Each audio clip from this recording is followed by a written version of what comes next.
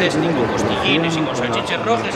Y mi padre traía media docena de pasteles que aquí en Mieres, si no os lo dije, dígoslo, son los más ricos de toda Asturias. De hecho, aquí al lado compres los negritos. Los negritos son los mejores pasteles que hay para los bares, porque son baratos, alimentan muchísimo.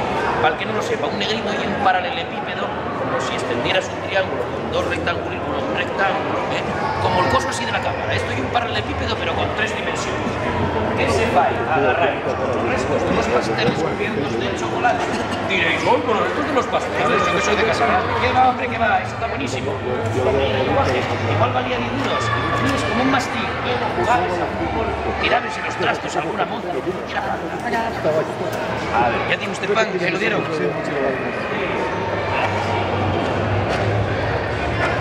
Ay, ay, qué presencia.